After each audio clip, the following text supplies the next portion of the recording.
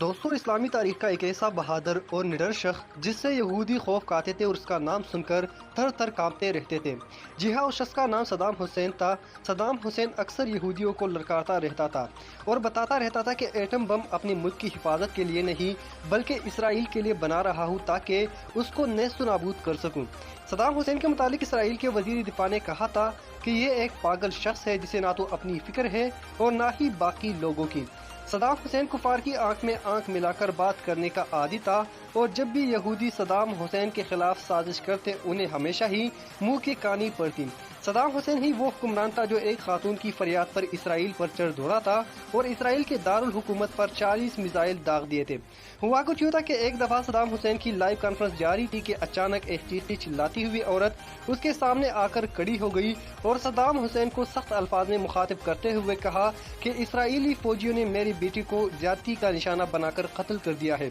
और तुम्हें यहाँ कोई फिक्र ही नहीं है और इधर ही हम पर जुल्म के पहाड़ तोड़े जा रहे हैं। रोजाना हमारे घरों से इसराइली फौजी हम सबकी आंखों के सामने हमारी बहनों और बेटियों को अगवा करके ले जाते हैं जिनको बाद में कत्ल करके फेंक दिया जाता है और हमारे छोटे छोटे बच्चों को सड़कों पर घसीट घसीट कर मार दिया जाता है। क्या तुम्हें उन औरतों और बूढ़ों और बच्चों की चीखें सुनाई नहीं देती जो रोजाना इसराइली फौज की गोलियों का निशाना बनते हैं? क्या कयामत वाले दिन तुम उन औरतों और बच्चों और बूढ़ों की चीखों का हिसाब नहीं लिया जाएगा? इस औरत की ये बातें सुनकर सदाम हुसैन रोने लगा और कहा कि कल इसराइल का कोई भी शख्स सुबह का सूरज नहीं देख पाएगा और जिस तरह यहूदियों ने हमारी माओ बहनों को रुलाया है मैं उसी तरह उनको रुलाऊंगा और उनको तहस नहस कर रख दूंगा। इसके फौरन बाद ही सदाम हुसैन वहां से उठा और फौजी क़यादत की मीटिंग बुलाई जिसमें उसने इसराइल पर हमला करने का हुक्म जारी कर दिया और फिर उसके हुक्म के मुताबिक इसराइल के दारुल हुकूमत पर 40 मिसाइल दागे गए जिनसे इसराइल की होश उड़ गए। सदाम इतना ताकतवर और अपनी मर्जी पर चलने वाला शख्स था कि उसको किसी भी मुल्क की कोई परवाह नहीं थी। इन 40 मिसाइल ने इसराइल की दारुल हुकूमत तेल अबीब को मिट्टी में मिला दिया जबकि बड़ी बड़ी बिल्डिंग तबाह बर्बाद हो गई और हजारों यहूदी जहन्नम वासिल हो गए। सदाम हुसैन ने ये 40 मिसाइल एक खास तरतीब से दागे थे, मतलब जब यहूदी इमदादी टीमें अपने मरने वाली यहूदियों को उठा रही होती थी तो ऊपर से एक और मिसाइल दागा जाता जो उनको भी मौत के घाट उतार देता था। इसी तरह ये दिन यहूदियों की जिंदगी का आखिरी दिन लग रहा था, लिहाजा तमाम यहूदी चूहों की तरह अपने अपने बिलों में छुप गए और मरने वाले यहूदियों की लाशें वैसे ही सड़कों पर पड़ी रही जो काफी दिनों तक कुत्तों की ग़िज़ा बनती रही। सदाम के हमलों से यूँ लग रहा था कि आज कोई एक भी यहूदी बच नहीं पाएगा, इसलिए यहूदी सदाम हुसैन को हिटलरिस्तानी का नाम देते हैं। चूँकि यहूदी और दीगर कुफ़ार जान चुके थे कि अब अगर उन्होंने इराक को ज़ाहिरी तौर पर चढ़ने की कोशिश की तो सदाम उनकी नस्लें तबाह व बर्बाद कर देगा, लिहाजा वो अंदर ही अंदर इराक और सदाम हुसैन के खिलाफ मुख्तलिफ साजिशों में मसरूफ हो गए और अमरीका और उसके इत्तेहादियों ने इसराइल के तहफ़्फ़ुज़ के लिए इराक पर हमले का इरादा बना लिया।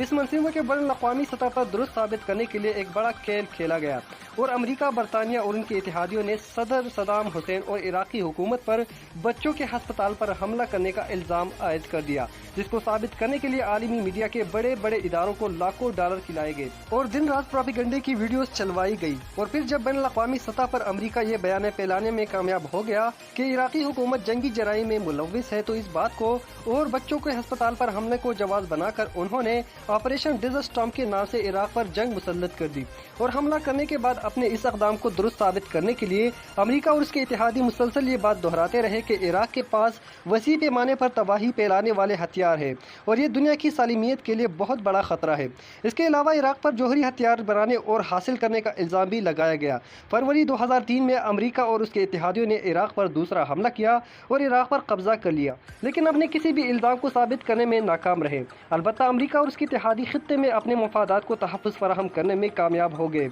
इस कब्जे के बाद 14 दिसंबर 2003 में सदाम हुसैन गिरफ्तार हुआ, जिसके बाद उस पर 148 अफराती कत्ल का इल्ज़ाम लगाकर मुकदमा बनाया गया और इराक में अमरीका के ज़ेर असर अदालत में सदाम हुसैन के मुकदमे की समाअत का आगाज़ हुआ, जहां सदाम हुसैन ने इस अदालत को एक अमरीकी कब्जे का हथियार करार दिया। इस मुकदमे के जज ने जब अमरीकी सरकार की मर्जी का फैसला देने से इनकार कर दिया तो इस जज के मुलज़िम को हमदर्दी रखने के इल्ज़ाम में बरतरफ कर दिया गया और एक नया जज आ गया जिसने मुकदमे की आखिरी मराहिल की समाअत की, जबकि इस तमाम तर अदालती कार्रवाई के दौरान सदाम हुसैन अमरीकी तहवील में रहा और मुकदमे की समाअत के दौरान सदाम हुसैन के 3 वकीलों को भी कत्ल कर दिया गया, जिस पर सदाम हुसैन ने भूख हड़ताल भी की, लेकिन उसके बावजूद सदाम हुसैन को आज़ाद ट्रायल का हक नहीं दिया गया اور عدالت نے امریکہ کی ایما پر صدام حسین کو پھانسی کی سزا سنا دی۔ صدام حسین کو سنائی جانے والی پھانسی کی یہ سزا بین الاقوامی سطح پر تنقید کا نشانہ بنی، لیکن امریکہ جیسے بہادر کے سامنے کس کی چلتی ہے، کیونکہ جس کی لاٹھی اس کی بینس۔ امریکی قید کے دوران صدام حسین نے اپنے دن کیسے گزارے، اس حوالے سے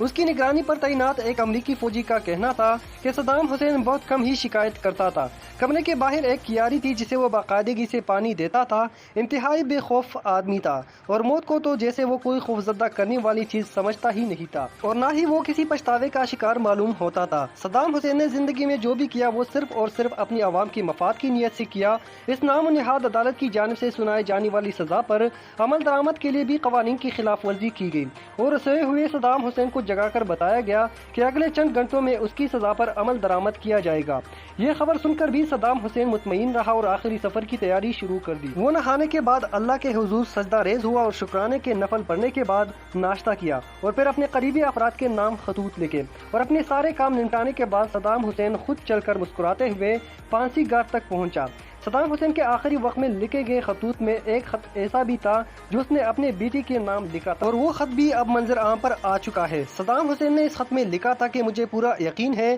کہ یہ لوگ میری موت کے منصوبے پر کام کر رہے ہیں، تاہم اللہ جو چاہے کرتا ہے اور وہ ہر چیز پر قادر ہے۔ میرے پاس ان کا ایک جرنیل آیا جس کے ساتھ اس کا ترجمان بھی تھا۔ اس نے مجھے کاغذ تھمایا اور کہا کہ میں اس پر عراقی قوم کے نام پیغام لکھوں کہ وہ ہتھیار پھینک دیں اور مسلح جدوجہد ترک کر دے، لیکن میں ایسا کبھی بھی نہیں کروں گا۔ امریکہ کی جانب سے کیے جانے والے اس قتل کے عین شاہدین کا کہنا ہے کہ ایسا معلوم ہو رہا تھا کہ جیسے صدام حسین کو موت کا خوف چوک کر بھی نہیں گزرا۔ 3 جلادوں نے اس کے گرد گھیرا ڈال لیا۔ صبح 5:30 بجے کا وقت تھا۔ بغداد شہر میں اذان گونج رہی تھی اور اندر تختہ دار پر صدام حسین امریکہ کے خلاف اذان حق اور نعرہ تکبیر بلند کر رہا تھا۔ اتنے میں کوئی تختہ دار کا لیور کھینچ دیا اور پھر قضا کی آنکھوں میں آنکھیں ڈالنے والا صدام حسین اپنے اگلی منزل کی جانب چل پڑا۔ صدام حسین تو امریکہ کے ہاتھوں مارا گیا، لیکن اس کے بعد عراقی عوام کی بدبختی کا دور شروع ہوا، اور آج بھی عراق پر کسی نہ کسی صورت امریکہ کا قبضہ ہے، اور وہ عراق کی سرزمین اور لوگوں کو استعمال کر کے دوسرے اسلامی ممالک کے خلاف کارروائی